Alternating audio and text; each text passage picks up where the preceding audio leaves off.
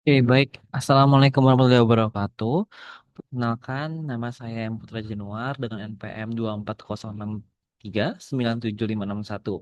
Di sini saya akan menjelaskan mengenai UAS dari strategi testing dan evaluasi yang dibimbing oleh Mas Naldo selaku dosen. Oke, boleh di next. Baik, jadi yang pertama itu perkenalkan, saya merupakan Fest Manager dari Divisi Competitions. Nah, Divisi Competition sendiri adalah divisi yang menjalankan tugas untuk mengatur kompetisi di AWF 2026 ini. Sebagai Fest Manager, saya bertugas untuk membantu manajer dalam monitoring, mengatur, dan mempersiapkan kompetisi di AWF 2026. Selama menjadi Vice Manager, saya banyak sekali mendapatkan feedback negatif dan juga mencari resolusi dari feedback tersebut agar bisa menjadi strength dalam membangun branding yang bagus untuk AWF 2026. Oke, baik, next. Selanjutnya, bagaimana sih s- cara agar saya mendapatkan feedback negatif tersebut menjadi dalam satu kesatuan? Yang pertama, saya menggunakan kuesioner. Nah, di sini kuesionernya saya balut dengan Bayesian atau broadcasting pendataan sertifikat. Jadi untuk para peserta pasti dan wajib untuk mengisi feedback tersebut itu atau kritikannya. Setelah dikumpulkan, kita akhirnya menganalisis data dengan Google Form dan juga kita menemukan tiga negatif feedback dari form tersebut. Berikut untuk negatif feedbacknya. Oke, baik. Yang pertama itu brief lomba yang kurang jelas. Yang kedua, panitia yang banyak miskomunikasi, terutama PPSI lombanya. Yang ketiga, komposisi juri yang kurang seimbang. Nah, negatif feedback ini sebenarnya bisa sangat amat mempengaruhi brand credibility. Jadi, brand credibility apa? Jadi, brand credibility merupakan tingkat kepercayaan yang diberikan oleh audiens terhadap sebuah brand atau acara berdasarkan konsistensi, profesionalisme, transparansi, dan kemampuan penyelenggara dalam memenuhi ekspektasi peserta. Nah, pada AWF 2026 ini, brand credibility sangat penting karena mempengaruhi keputusan peserta untuk kembali mengikuti acara, merekomendasikannya kepada orang lain, serta membentuk citra positif yang festival di masa depan. Baik, jadi negatif feedback ini dapat menyebabkan jeleknya brand credibility dan membuat para peserta tidak lagi percayakan kredibilitas kompetisi di AWF 2026 atau bahkan dengan AWF 2026 itu sendiri. Oke, baik. Nextnya, eh, saya akan menjelaskan mengenai tiga negatif feedback tadi dan cara penyelesaiannya gimana. Yang pertama itu brief lomba kurang jelas, jadi identifikasi masalah. Jadi banyak peserta yang menyampaikan bahwa informasi mengenai ketentuan lomba, format pengumpulan karya, serta indikator penilaian belum dijelaskan secara rinci. Akibatnya, peserta harus mencari informasi tambahan pada panitia dan seringkali menafsirkan aturan secara berbeda.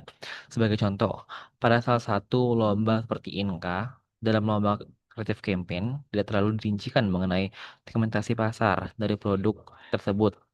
Dan untuk brand innovation tidak ada mock-up produk dengan jelas. Nah, dampaknya terhadap brand credibility apa sih? Jadi, ketidakjelasan brief itu membuat peserta menganggap penyelenggara kurang siap dalam merancang kompetisi. Jika terus terjadi, peserta dapat kehilangan kepercayaan terhadap profesionalitas AWF dan menganggap sistem lomba kurang terstruktur. Nah, gimana cara mengatasinya? Jadi, divisi kompetisi sendiri telah menyiapkan eh, link FAQ atau Frequently Asked Questions dan Google Form untuk mengumpulkan pertanyaan dan juga menyertakan PIC dari masing-masing lomba agar setiap sedia menjawab pertanyaan para peserta yang kurang jelas tersebut. Selain itu, panitia telah menyelenggarakan technical meeting wajib sebelum perlombaan dimulai agar peserta memiliki kesempatan untuk memperoleh penjelasan terlebih dahulu secara langsung dari panitia dan menyamakan persepsi agar tidak keliru. Next. Baik, untuk yang selanjutnya itu komunikasi antara panitia terutama PSI lomba. Jadi menurut Google Form yang diisi oleh para peserta, peserta mengeluhkan adanya perbedaan informasi yang diberikan oleh panitia. Beberapa peserta menerima jawaban yang berbeda ketika menanyakan hal. Contohnya waktu Zoom clinical meeting kemarin itu banyak banget eh, peserta yang dibingung karena PIC Lomba Brand Innovations itu memberikan format nama yang berbeda sama format nama yang diberikan oleh MC pada TM tersebut. Dampaknya apa? Miskomunikasi menunjukkan kurangnya koordinasi internal panitia. Kondisi ini dapat menurunkan kepercayaan peserta karena mereka merasa informasi yang diberikan tidak konsisten dan sulit dijadikan acuan resmi. Nah, jika masalah yang tidak ditangani, OF dapat dianggap kurang profesional dalam mengelola kompetisi. Bagaimana cara kita menanggulanginya? Jadi, OF sendiri itu sudah mempersiapkan sistem One Gate Information, yaitu seluruh informasi resmi hanya disampaikan melalui satu saluran komunikasi, yaitu grup WhatsApp dan juga ada media sosial resmi gitu. Selain itu, perlu juga adanya briefing rutin yang emang jarang kita lakukan antara panitia dan penyusunan dokumen standar pertanyaan dan jadinya itu nggak bakal bikin eh, panitia tuh miskom karena sudah sering di briefing seperti itu. Selanjutnya itu ada didominasi dosen dengan dalam kompetisi juri karena menurut peserta tuh banyak banget juri itu didominasi oleh dosen yang emang hanya akademisi dan kurangnya praktisi dalam penilaian. Identifikasi masalah. Sebagian peserta merasa bahwa komposisi juri pada beberapa lomba, terutama Innovations, terlalu didominasi oleh dosen, sehingga penilaian lebih fokus pada aspek akademik dibanding kebutuhan industri kreatif dan perikanan. Peserta beranggapan bahwa karya inovatif dan relevan dengan tren industri belum tentu memperoleh penilaian maksimal karena sudut pandang penjurian yang berbeda. Yang kedua, dampak terhadap brand credibility. Nah, ini persepsi bahwa penilaian kurang dapat memunculkan keraguan terhadap objektivitas kompetisi. Jika peserta merasa sistem penilaian tidak adil, maka kepercayaan terhadap kualitas lomba dan reputasi AF dapat menurun. Nah, bagaimana cara kita mengatasinya? Jadi, divisi competition dapat menerapkan komposisi juri yang lebih proporsional antara akademisi dan juga praktisi industri. Sebagai contoh, panel juri dapat terdiri dari dua orang atau diisi dengan satu dosen dan satu praktisi.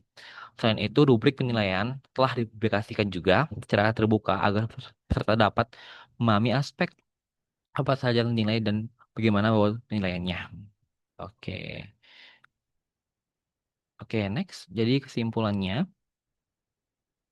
berdasarkan hasil kuesioner peserta, divisi competition itu mempunyai tiga masalah utama. Yang pertama, brief lomba kurang jelas. Yang kedua, miskomunikasi panitia. Yang ketiga, komposisi juri yang kurang seimbang. Nah, bagaimana cara menanggulanginya? Dengan cara kita melalui penyusunan guideline yang lebih detail, penerapan sistem komunikasi satu pintu, serta penyeimbangan juri akademisi dan praktisi. Feedback negatif dapat diubah menjadi pengalaman positif yang meningkatkan kepercayaan peserta dan membangun kredibilitas dari AF itu sendiri. Oke, baik. Sekian mungkin untuk UAS dari saya. Saya izin pamit undur diri. Terima kasih.